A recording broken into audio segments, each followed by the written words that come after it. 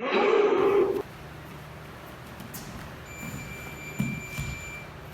guys, check it out. We're gonna work that boot scoot duck under. We've been seeing a lot of traffic on this move in the last couple years in the college wrestling scene. I gotta be honest with you, 5-10 years ago I would have said this stuff does not work, but listen, our high level guys, the way our wrestling culture in America is working out, this boot scoot duck under is becoming something that you really gotta respect. So check out the details here. Got my partner Phil. Usually what you wanna have happen here is have him push into you aggressively.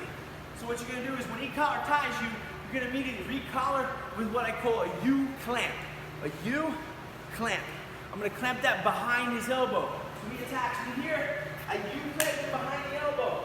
Why? So now when I can pass that up and over me and disappear on it, his arm, not just his forearm, but his humerus also disappear over the top. Now here I push in. When he pushes back, I level change, I clamp this up, pull it over, my attack hand is gonna post on the floor. From there, my inside hip, this one is gonna hit the floor, and I'm gonna hunt down that leg. So I push, he pushes back, I post, boot scoot, here, look to follow, and continue to attack. I'll do one more fast. So I'm here, Phil attacks, I push, he pushes back, boot scoot, attack, come back around. Phil's got a good one too, let's check his out.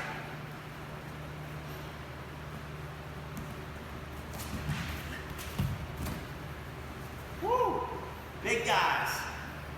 Looking good. All right, so guys, check it out. Like, share, subscribe, hit the comment section. Let me know what you think of this move. This is an awesome one to get good at. And check out the shiner. Compliments of our good buddy, Phil here. All right, guys, see you next time.